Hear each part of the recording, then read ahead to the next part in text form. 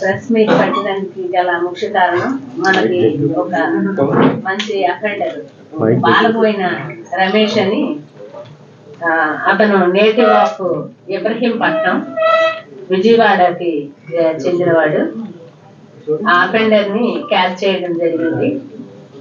మనకి 25/6/2024 మురళీనగర్ ఏరియాలో ఇన్మేట్స్ ఇంట్లో ఉంటుండగా లోపల గడియ పెట్టుకొని తాళం వేస్తే దాన్ని ఇన్సర్టెడ్ హ్యాండ్ గా, అంటే పక్కనే కిటికీ ఉంది, కిటికీ పక్కన డోరు, ఆ డోర్ కి లోపల వాళ్ళు లాక్ చేసుకొని బెడ్రూమ్ లో పడుకున్నారు.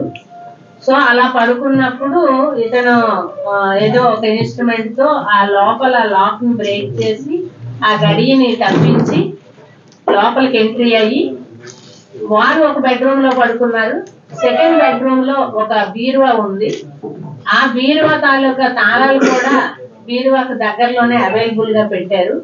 సో ఆ తాళాలతో బీరువా ఓపెన్ చేసి అందులో ఉండే సుమారు 25.5 తులాల బంగారం పోయినట్టుగా మనకి కంప్లైంట్ ఇవ్వడం జరిగింది.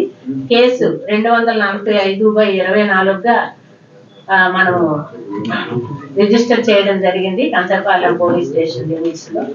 అప్పటి నుంచి కూడా అసలు మనకి వాంటెడ్ క్రిమినల్ నేను వచ్చిన నుంచి కూడా ఆల్రెడీ మనకి ఎంబీపీలో అండ్ కంచరపాలెం అదర్ 3 టౌన్ ఏరియాలో జరిగాయి.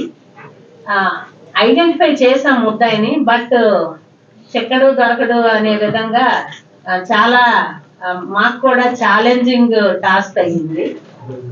అది అసలు సెల్ ఫోన్ యూజ్ చేయడు, ఏ రకంగా టెక్నికల్ ఎవిడెన్స్ ద్వారా మనకి లభ్యం కాలేదు.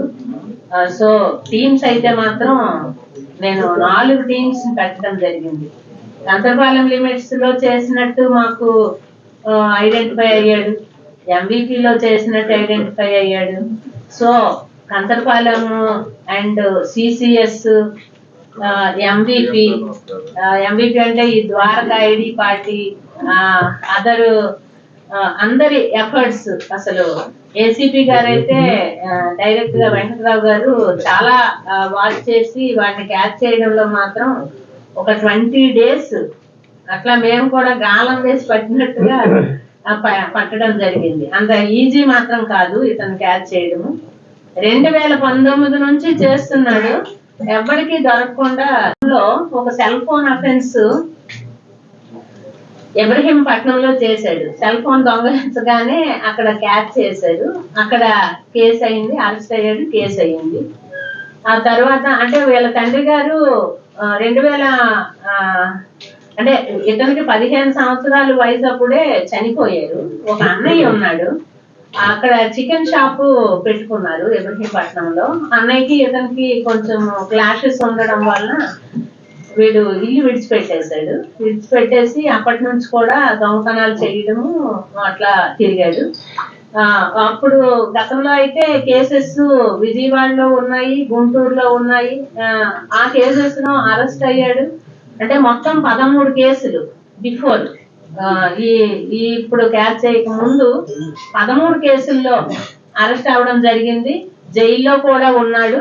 జైల్లో ఉండేటప్పుడు వీడికి రఘునందన్ అనే వాడితో పరిచయం ఏర్పడింది. ఆ రఘునందన్ కూడా ఇద్దరు కలిసి ఇంకా అఫెన్సెస్ చేయడం మొదలు పెట్టారు. అంటే వాడు ఎక్కువగా ఇంటి లోపలికి వెళ్ళేవాడు కాదు, బట్ బయటనే ఉండి చేస్తూ వీడు దొంగలించినటువంటి బంగారం అయితే ఏంటి అదర్ విలువైనటువంటి వస్తువుల్ని అమ్మడం, డబ్బులు తెచ్చివ్వడం, బాగా జలసాలు చేయడం, జోదం ఆడడం, ఈ రమ్మీ గేమ్ ఎక్కువగా ఆడటము, గోల్డ్ అని బెట్టింగ్స్ అవన్నీ చేస్తుండడము, గోవా అండ్ అదర్ ట్రిప్స్ కి వెళ్ళడము, బాగా ఎంజాయ్ చేయడము, బాగా లగ్జూరియస్ లైఫ్ వీళ్ళైతే గడపడం జరిగింది.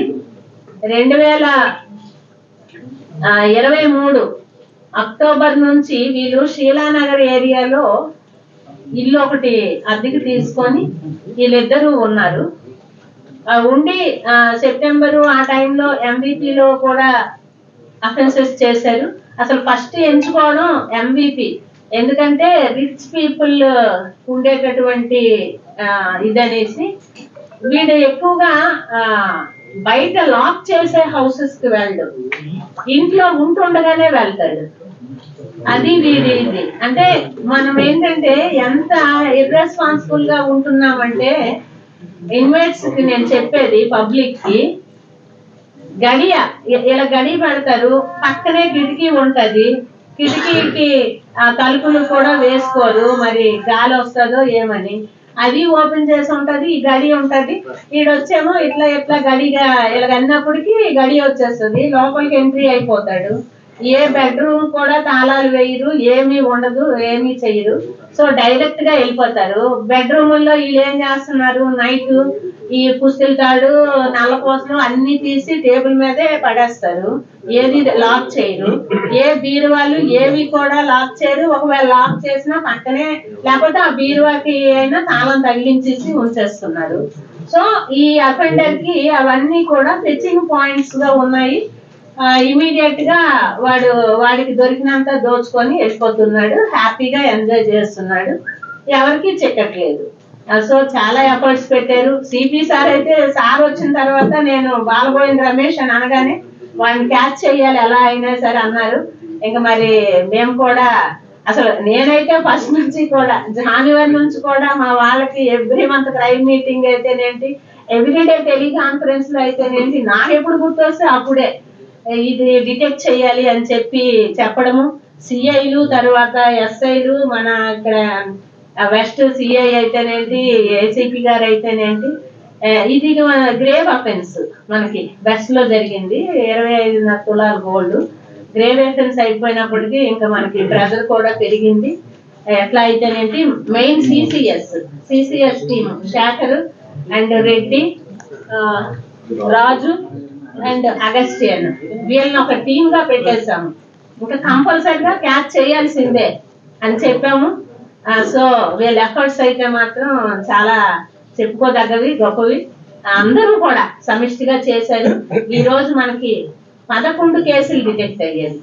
MVP లోను 5 కేసులు, అండ్ 3 టౌన్ లోను అండ్ కంచరపాలెంలోను 11 కేసులు డిటెక్ట్ అయ్యేవి. అన్నిట్లో కూడా అంటే రికవరీ ఇంకా చేయాల్సి ఉంది. ప్రెసెంట్ అయితే ఒక 77 గ్రాములు గోల్డ్ రికవరీ చేసాము. ఒక మంచి బైక్ ఒకటి రికవరీ చేసాము. ఏముంది, అప్పు ఏది తీసుకెళ్ళిపోవడము, ఇష్టానుసారం ఏంటి ఖర్చు పెట్టడము, కొనుక్కోవడము, హ్యాపీగా ఎంజాయ్. 229 గ్రాములు అంతా రికవరీ అయితే చేస్తాం.